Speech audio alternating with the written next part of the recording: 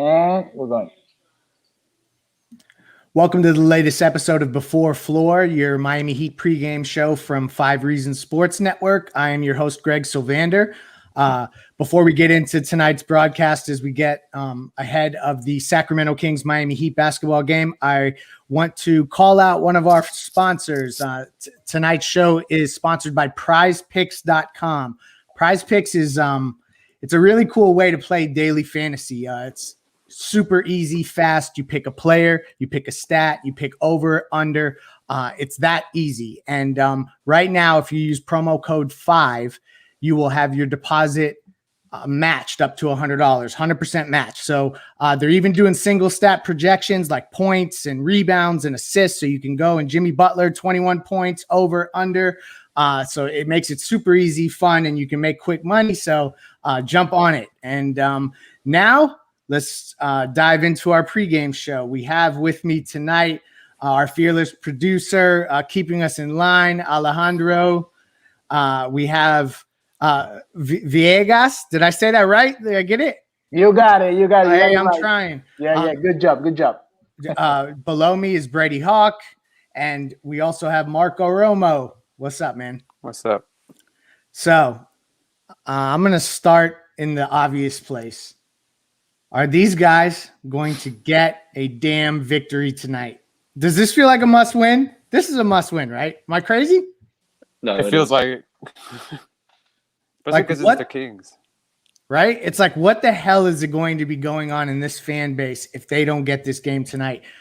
Brady, I'm going to start with you because you are writing a mile a minute right now, and I'm interested to hear about, as you prepared for tonight's game, what does Miami have to do? And I know this probably what they really have to do transcends X's and O's, but from your perspective, what can they immediately do in this game against Sacramento to get a victory? Just anything. They got to get one. Yeah, I think we always look at what they don't do well when we talk about them needing to do that better. Today, I think they need to do what they usually do well, which is score the basketball. That's something we haven't seen lately, but I do think getting Jimmy Butler back helps that. I don't think there's a viable way to put expectation levels on Jimmy Butler because we really don't know. Even though he's not going to have a minutes restriction, he's a full go. I don't know if he's going to be that same scoring Jimmy Butler, but I do think just his gravity attacking the basket, things of that nature, makes a guy like, let's just say, Duncan Robinson that much more effective. So I do think he changed some things, and I think if they just score the ball effectively and shoot the ball well, I think they're going to be in good shape, especially since the Kings average, they're last in the NBA in opposing points per game. So if they can just attack that weakness, they should be in good shape. Yeah, no, it's a good point. And actually, it's funny you bring up Jimmy. I start the show, rattle off a bunch of BS, and I don't even mention that our franchise player, Jimmy Butler, is returning tonight. It was reported that he is not on a minutes restriction. I know from some of the information Ethan received that that's what they were waiting for here. He probably could have played sooner, but they wanted him to be able to be ready to roll tonight. Marco, I'll go to you. What do you expect to see from Jimmy Butler tonight? And do you think that this team in its current state and the way that they've been playing and approaching the game, can they afford to have like a quiet Jimmy, or do they need the 26-6 out of Jimmy tonight? You hope they don't need that. It's especially a regular season game against the Kings. You hope you don't need that, but you're just glad to have him out there. I don't expect that Jimmy. He's gonna have probably like a 10, 7, and 8 kind of stat line, and that'll be fine enough for a guy coming back after missing almost 3 weeks. And you just want him out there more also as a vocal leader because they've missed that as well because they haven't had Myers out there. I think Udonis has had a personal issue, but I think he's still been on the sidelines. But the more guys like that you have out there, the better, especially during times when the whole team feels down like this right now.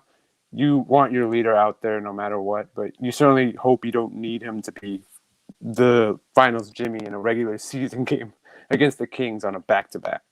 Right, on a back-to-back, and they have a player that Heat fans actually, I know that they romanticize about acquiring De'Aaron Fox. We all love him. I think he's a great player. He's got connections to Bam Adebayo, the Kentucky stuff. There was even some quote unquote flirting that went on online a while back. He's the guy that I think probably if Heat fans were worried about somebody tonight, besides the random scrub Heat killer that we don't know who that's going to be yet. De'Aaron Fox is the guy that we got to figure out how to stop. Brady, what the hell are they going to do? Do they deploy Jimmy on him at all? And because I think Avery Bradley is out, right? So Yeah, like there, I'm interested to hear your perspective on what they do with De'Aaron Fox specifically. Well, after looking at like last night's Kings game, it's kind of interesting that they're playing De'Aaron off the ball at times because obviously their rookie Tyrese Halliburton has been playing very well, and he's had the ball in his hands for quite some time. So I think that's an interesting thing. Why I wouldn't think they go Jimmy on him at least from the start. I think Harrison Barnes is playing very well. I probably expect them to start Jimmy on him to start the game. They roll with two bigs. I think they're going to go back to the same starting lineup, which I'm sure we'll talk about pretty soon. But I would expect that with their two big lineups. But yeah, I think they're just going to match up, pretty similar to the way they have all season. I don't think you'd really want Jimmy Butler after missing 3 weeks to just, go out there and chase De'Aaron Fox around. But I guess it is possible at the end of the game if he's playing well and Miami's lack of point of attack defense, it's viable. Yep. Yeah, you can see I'm searching for answers and hopefully, they can kind of, it has to be, I guess, a team approach with a guy like De'Aaron Fox. Also, you think about Goran being out, it's just limited options. Not that he's even really a defensive player, but at least he can put pressure on the other end. Marco, I'm interested to hear, do you think that Bam Adebayo can sustain what he's done offensively from a usage perspective, from a shot attempts perspective, just kind of the way that he's kind of taken the reins recently? Do you think he can sustain that as we go forward with Jimmy inserted back into the lineup? I mean, I think it's an interesting thing to watch how those two players ultimately complement each other and maximize themselves. So do you think that they can just dive right in and you're going to see the same Bam that we've seen with Jimmy on the court as well? I'm glad you didn't ask me. I thought you were going to say, do you think Bam's going to guard De'Aaron Fox, which you might see. But yes, I think, especially with a guy like Jimmy, he loves to get other guys involved. And he hypes up Bam. He's like his biggest fan. So you'd hope that you'd still get to see that aggressive Bam. And I think Jimmy, he might be the one guy that wants to see that the most out of anybody. I think you can expect a version of it. It's going to be a weird kind of song and dance you play with Bam all year until he gets that in his brain, I guess. Eventually he'll do it, but it'll be awkward maybe for a little bit, but you hope that it'll work itself out. You'll work the kinks out with Jimmy. That's a good problem to have after all. Yeah, no, this is very true. Also getting Hero back. I mean, it's almost at this point, like you're getting your three key cogs back. And obviously Goran will be the last piece of that puzzle to really have your biggest contributors back. Just as we look ahead here, because I'm stalling a little bit on projections. Is there anybody on Sacramento? Because I just brought up random scrub Heat killers, and I don't think that they necessarily have a roster full of scrubs. But is there? And I want to go to each of you on this. Is there anybody that is on this roster that you are afraid is going to do things like go 6 for 7 from 3 tonight, or have an unbelievable game? Who off of Sacramento's bench, or a player that maybe Heat fans haven't had the opportunity to watch, are you guys looking out for that may give them trouble tonight? Yeah, and don't say Hassan Whiteside. Don't say Hassan Whiteside. I was thinking that was going to be a 6 for 7 from 3 Hassan Whiteside game. That's where I was headed with that. But I do think, I think that, Harrison Barnes is far from a scrub. Like I mentioned, I do think he's the type of player that could hurt them tonight. I think he's the type of player when they're looking at a guy that's going to hit that corner three, that open corner three, he's going to knock it down more often than not. And he's been attacking very well this year, that I think he's the type of player, unless they stick, Jimmy on him. And obviously they have Andre Iguodala back tonight, which is going to be very helpful for them, that they could stick on him as well. So I do think he's the type of player, but I definitely think, as he's showing right here, if that guy, plays well tonight, that's going to be something that Heat fans are not going to love, especially if for some reason Miami falls short in this game, and you see a big Hassan Whiteside game. Oh gosh. I'm afraid of a big Buddy Hield game. He's shooting 52% from three over his past 5 games on like 9 attempts a game. He's unreal. Especially if Miami plays a zone tonight, which they might be like have to tonight against De'Aaron Fox without a point of attack defender. Other than that, I love Tyrese Halliburton. Heat fans probably haven't had a chance to watch him all year. I know Ricky has. Shout out to Ricky. He's like been the second best rookie of the year so far behind LaMelo. Yeah. He's so fun to watch. He's like a young version of Andre Iguodala in that he does all the little things on the court so well. Yeah. He just finishes plays. He starts them. He's like the perfect fourth guy on a championship team. Other than that, I think Nemanya's out. He would have been the other guy I would have been afraid of. But Brady brings up a good point about Harrison Barnes. He's been pretty good for them. Good trade bait. I know a lot of Miami fans want Harrison Barnes, but I don't know if the price is there. But other than that, those are the 2 main guys I'm afraid of. Yeah, no, you brought up the names that I was looking at as well. I mean, Sacramento shot 44% from 3 last night. They come down here. Buddy Hield was 5 of 8. I feel like there's no doubt that he's going to be a guy who can go off tonight. And then you mentioned Hassan Whiteside. I don't think there's any way he's going to go 6 for 7 from 3. Knock on wood. I only can imagine what my timeline would look like in the event that did take place. To each of you, your key takeaways of the Hassan Whiteside era in Miami, what you felt about his era and him departing, and just what have you seen from him in Sacramento that leads you to believe that he's going to be able to sustain being a rotation player in the NBA? Brady, I'll go to you. Right. For starters, Luke Walton just touched on Whiteside, talking about how he's such a fantastic teammate, and mentioned that Miami is fully aware of what he brings to the table in that regard. So it seems like, they're saying all the right things about him that they like. I think he's had, I don't remember the exact injury, but he's had an injury he's been dealing with for the start of the season. But I don't really know what we can see tonight, but I do think his role, to answer your question, his role, I think, is pretty perfect for Sacramento. I don't think he's a viable starting center. Honestly, I think he fits in as a bench role. It's just about, I think it's always been about him just accepting that bench role, and I guess we're seeing that right now. But he's, as much as, Heat fans may not want to admit it, he is a spark at times if he is, being consistent, because I think that's the issue, is consistency. But if he comes in, he's, has a bit of a role offensively, then I think it can work. But I don't think many expected him to be a backup center on a Sacramento Kings team at this point of his career, which is pretty interesting. On a minimum deal at that. Yeah. Right. My thing with Hassan, looking back at that era, if he was your second or best player, you were going to be a mediocre team, which is what those Heat teams were. How did we not see that? Yeah. I mean, we were all blinded after Dwayne left, so can't really blame us.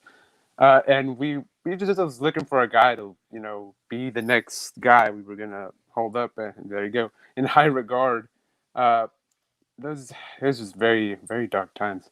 When I think of him on the Kings now, he's a bench center pretty much. He's like a worse version of Rashawn Holmes, which he's on the team as well. So you just hope that Precious is he's like the opposite of Hassan in that he's always hyper on the court. He's always doing the little things you don't notice. He's not getting lost as much, even though he is a rookie. So you hope that he outworks Hassan, which is, it's not the hardest thing to do, but he's he's going to definitely give you that edge. Yeah. So this is interesting when we talk about Hassan, because initially I thought to myself, oh no, this is the game with Miami's rebounding trouble. They're still 30th in the league. That this is like the perfect game where Hassan's going to grab 17 rebounds off the bench, and I'm going to have to hear for that. I'm going to hear about it for the next 30 days. So I've been emotionally and mentally preparing for that.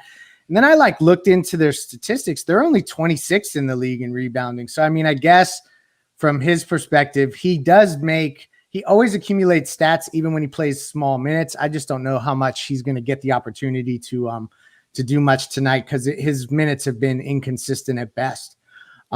Let's get to tonight's predictions. There's the stats there. He is not even really doing it with blocks anymore. It's a little weird there. So what are we thinking? We thinking the Heat are going to get a victory tonight. We think that they're going to come out and finally end the skid and start to turn the season around. Marco? I think they get lucky. Well, not lucky, but I think they're very fortunate that they're on a back-to-back, and I think they'll have a lot of short threes. They're going to have – the threes are going to be there for Sacramento. They're like one of the – I think they shoot a lot. They're one of the best teams at creating threes. I don't know about shooting them. That's all Buddy Hield, though. So you hope that back-to-back thing comes into play, and I think it will. I think the spark of having Jimmy back will, invigorate the guys to like come out. This is their guy. They play to win for him. So I think that'll be enough for them, and hopefully it won't be the Hassan game. That's all I hope for. Let's hope. And you're right. Sacramento is 8th in the league in 3-point shooting, 38%. So that they'll have to run them off the line. You're right. Brady, they going to get this one? Yeah, well, I think, it's pretty necessary to get this one. And then you have a pretty easy stretch coming up. Like I mentioned, Charlotte, Washington twice, New York twice, even though they've been playing well. But, I think what we're going to see tonight, I think we're going to see moving forward, something I've been discussing, is a different role for Precious. That's something I've been mentioning, I don't know if it means full out playing Bam and Precious together, which is, I think that's the way we're moving. But seeing Bam getting more and more minutes just means Precious is getting less and less minutes. And right now he's probably their most consistent player. I don't think where you want him to be right now is on the bench. So I do think we see that type of role. And I think if there is a game to do it, it's against this team tonight when you have, Marvin Bagley and Rashawn Holmes in the front court. So I do think it's going to be pretty interesting to see how Spoelstra utilizes him, if it's just going to be the same old rotation or if he looks to take that next jump with Precious. But to answer your question, I do think this is a much needed win. Jimmy Butler returning. Tyler Hero got a game under his belt. He started playing very well in that fourth quarter, which shows you it only took him 3 quarters after missing 7 games to get back into rhythm. So I do think, little by little, they're going to get better and better. And tonight's going to be, a much needed win. So we've lost Ben, one of our most active commenters. We've lost him. He goes, Heat, we're going to lose by 11. Hassan puts up 21, 11, and 5. Alejandro, do you agree with Ben? What do you think is going to happen tonight? Not at all. We're going to win by at least 15 points. That's it. Love it. Wow. That's guts right there. And I think this is going to be the game that turns it around. And I know that I'm usually the guy that would say that no matter what, but I feel like this is a perfect moment for them with the schedule to rack up a few victories, having Jimmy back on the court, Hero back on the court. All it takes is they got to turn around the 3-point shooting. Like, I think that I hate to say that they live and die by the 3. That's just the way this season is going with the shorthanded roster. Hit threes, Jimmy back. I feel like they're going to get this one. So thank you for tuning in. I got everyone's picks, right? I didn't miss anybody. Cool. Good. Thank you for tuning in to tonight's show. We will not be recording 5 on the Floor this evening, but we will be back tomorrow. So we'll be available for your Monday morning drives in.